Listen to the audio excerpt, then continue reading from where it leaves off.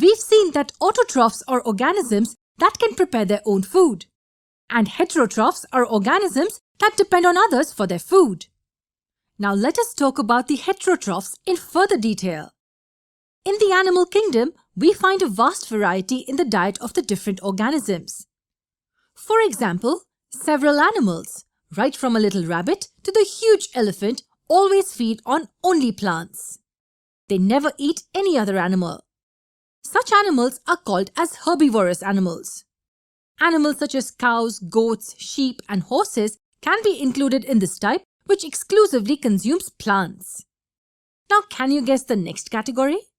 Yes, it will be the animals that consume only the flesh of other animals. These are called the carnivorous organisms. We know a lot of animals from this category, right?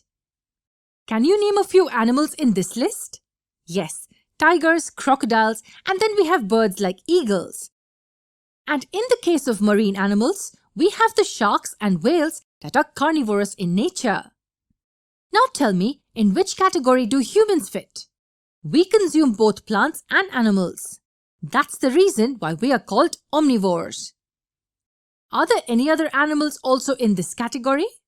Yes, animals like bears, monkeys, and even birds like crows belong to this type. Is there any other type? Have you come across the term scavengers? These are animals which feed on dead remains of other animals.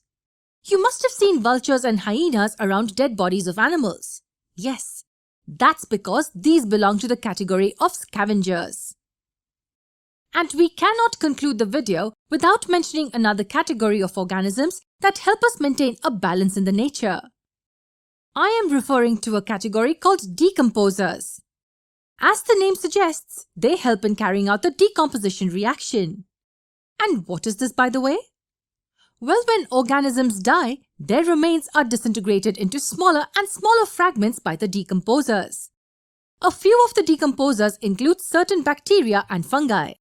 At the end, the complete body is decomposed into the soil. That is how the nutrients and minerals are recycled in nature. Now that was about the various types of organisms classified based on their food habit. In the next lesson, let us learn more about the food consumed by humans.